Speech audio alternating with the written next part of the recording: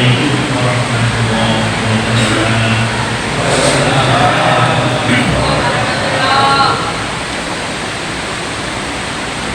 Alhamdulillah.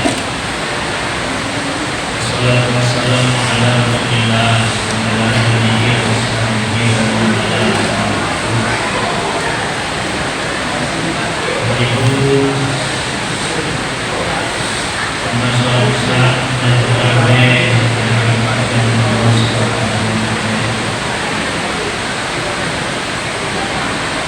Alhamdulillah, malam hari ini kita semuanya masih diberikan hidayah dan taufik Allah Subhanahu wa Ta'ala, sehingga malam hari ini kita semuanya dapat melaksanakan rangkaian ibadah secara baik. Mudah-mudahan diterima oleh Allah Subhanahu wa Ta'ala. Amin ya rabbal alamin.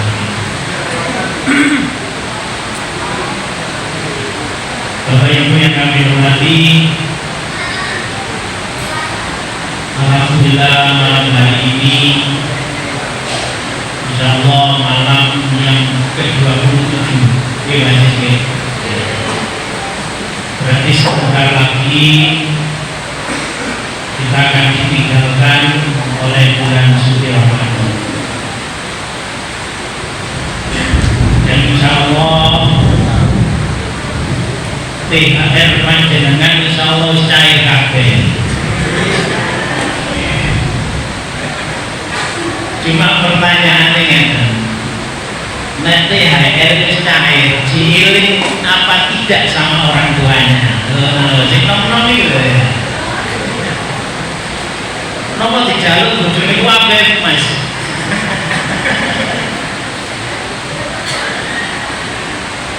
Ku sampe jaluk kabeh THR itu.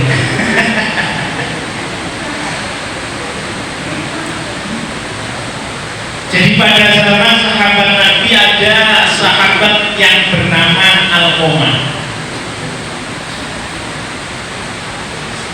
Alqamah itu seorang pemuda yang luar biasa. Kenapa dia luar biasa? Ibadahnya hebat. Sholat 5 waktu tidak pernah ditinggalkan. Sholat sunnah dilakukan. Posoe bulan Ramadan nutup Senin Kamis jangkau, sedekah dan lain sebagainya. Intinya pemuda yang hebat, ibadahnya luar biasa.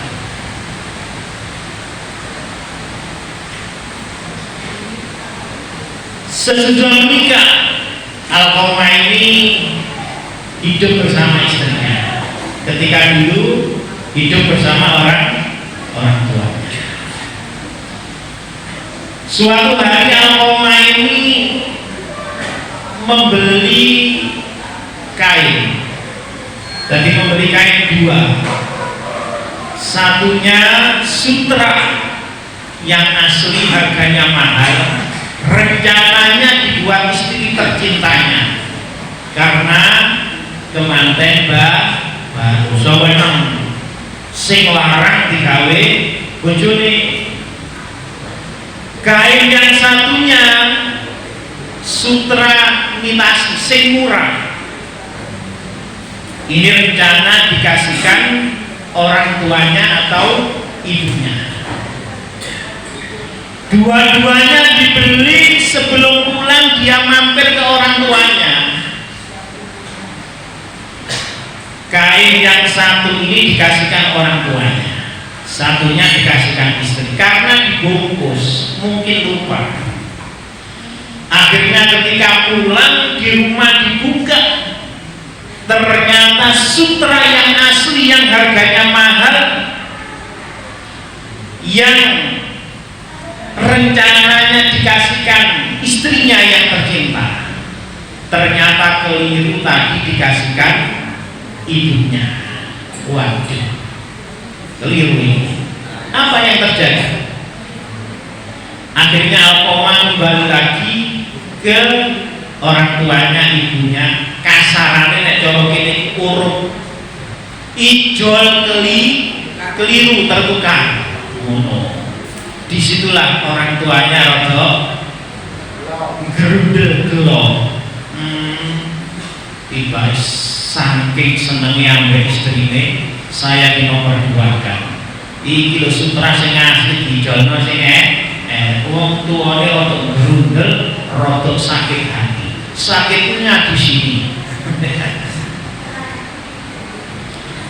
Maka cerita singkatnya, suatu hari Alkomain sakit keras. Istrinya mengabari Kanjeng Nabi, ya Rasul, suami saya sakit, kayaknya sinazah. Baik, akhirnya apa? Baginda Rasul mengutus sahabat yang bernama sahabat Bilal dan sahabat yang lain untuk menjenguk Alqamah. Ketika dijenguk ternyata memang Alqamah ini sekarat nazar, akan tetapi dituntun, ditalkin untuk membunyikan kalimat tauhid. Seakan-akan Alqamah ini mulutnya terkunci, tidak dapat mengucapkan kalimat la ilaha illallah, memegang-megang dok, gak bisa apa-apa. Padahal Alqamah adalah ibarat saiku santri sing tulen, ibadahnya luar biasa, tapi nazar juga sangat menyedihkan sekali. Maka sahabat bilang, waktu nanggung Kanjeng Nabi, ya Rasul, Alqamah ini kelihatannya nazar mau meninggal dunia, akan tetapi ada sesuatu yang mengganjal, dia tidak bisa membunyikan kalimat tauhid, dan ada sesuatu, mungkin ini apa yang terjadi gak tahu. Maka Kanjeng Nabi mengatakan pada Bilal, wahai Bilal, apakah Alqamah masih mempunyai orang tua? Ada ya Rasul, ibunya. Baik, kamu pergi ke ibunya. Kalau ibunya masih bisa berjalan, suruh menghadap ke saya. Kalau ibunya tidak bisa berjalan, saya yang akan menemui ibunya. Bila berangkat diucapkan kepada ibunya, akhirnya ibunya mau mendatangi Kanjeng Nabi. Maka di situ ibunya ini ditanya oleh Kanjeng Nabi, wahai ibu, apa betul panjenengan punya anak yang bernama Alqamah? Betul ya Rasul. Alqamah sekarang sakit parah. Alqamah sudah nazak, akan tetapi nyawanya sangat sulit sekali untuk keluar dari jasadnya. Apa yang terjadi, Bu? Kasarane Alqamah dulu adalah anak yang soleh, cinta dengan saya, menyayangi saya. Tapi ketika dia sudah menikah, dia sering menyakiti hati saya, lebih cinta istrinya daripada mencintai saya. Inilah yang menyebabkan sakit hati saya ya Rasul. Dari sekilas cerita tadi membeli sutra cerita kepada baginda Rasul. Baik, kalau begitu, kalau memang panjenengan sakit hati, Alqamah mau meninggal dunia, apakah panjenengan mau memaafkan, ridho apa tidak? Kata ibunya, bagaimana? Saya tidak ikhlas dan tidak ridho karena Alqamah sering menyakiti hati saya. Itu jawaban ibunya. Maka baginda Rasul, wahai sahabat Bilal, tolong kumpulkan kayu bakar sebanyak-banyaknya. Buat apa ya Rasul? Hari ini juga Alqamah akan saya bakar hidup-hidup. Mendengar itu, sang ibu mengatakan, wahai Rasul, Alqamah itu anak saya ya Rasul, kenapa dibakar hidup-hidup? Wahai ibunda, siksa Allah itu lebih pedih dan kekal abadi selama-lamanya. Buat apa Alqamah sujud setiap hari, puasa Senin Kemis Ramadan untuk sedekahnya banyak, tidak mendapatkan ridho dari panjenengan, percuma ibadah sebanyak apapun ketika menyakiti orang tua dan tidak mendapatkan ampunan dan ridho orang tua, percuma ibadah yang sebegitu banyaknya. Maka daripada Allah nanti disiksa selama-lamanya di akhirat, lebih baik Allah hari ini saya bakal hidup-hidup untuk menebus dosa-dosanya Allah. Maka apa yang terjadi? Maka ibunda pun hatinya luluh. Ditanya oleh Nabi, bagaimana? Baik ya Rasul, hari ini saya ridho, saya ampuni sebesar apapun dosanya Allah. Maka apa yang terjadi? Yang terjadi adalah sahabat Bilal diutus oleh Kanjeng Nabi menjadi Alqamah. Maka ketika sahabat Bilal hampir masuk ke dalam rumah Alqamah, sahabat Bilal mendengar kalimat Alqamah yang terakhir, yaitu la ilaha illallah Muhammadur Rasulullah. Alqamah seketika itu menghembuskan nafas yang terakhir karena sudah mendapatkan ridho dan maaf dari orang tua. Maka ketika dimakamkan, baginda Rasul datang, baginda Rasul bertausiah pencerahan kepada yang hadir, wahai sahabat semuanya.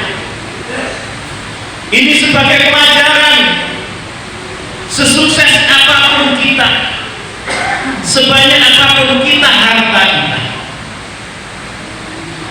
ibadah kita sebanyak apapun, kalau kita di dunia ini banyak menyakiti hati orang tua, tidak mendapatkan ikhlas ridhonya orang tua, murkanya orang tua, Allah akan murka. Malaikat, dunia, langit dan seisinya akan melaknat kita semuanya. Inilah pesan baginda Rasul Muhammad Sallallahu Alaihi Wasallam.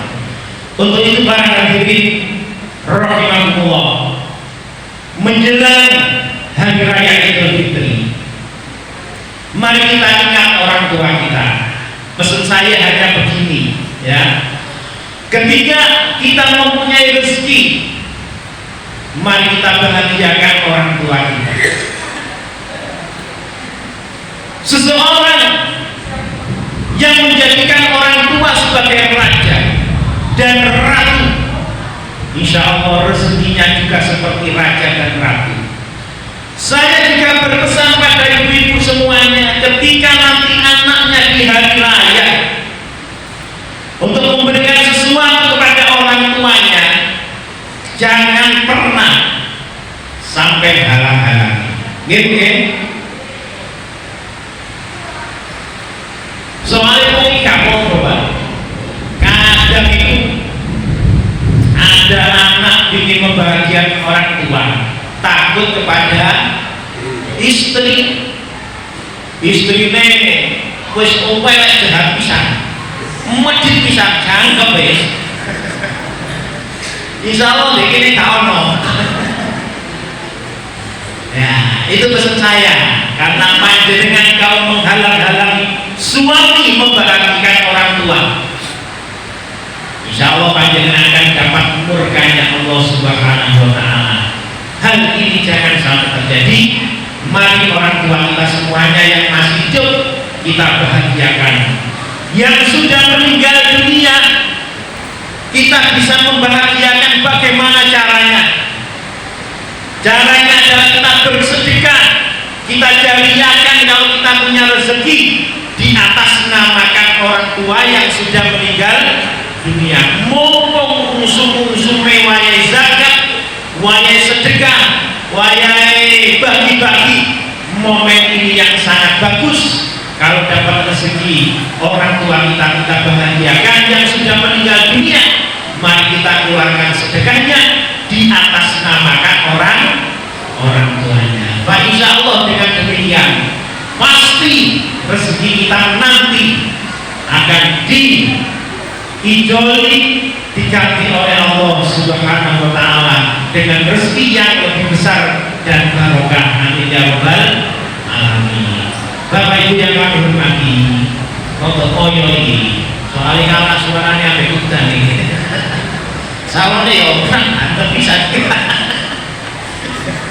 Ya saya kira cukup, mudah-mudahan apa yang saya sampaikan bermanfaat bagi kita semuanya. Amin ya rabbal alamin. Kurang lebihnya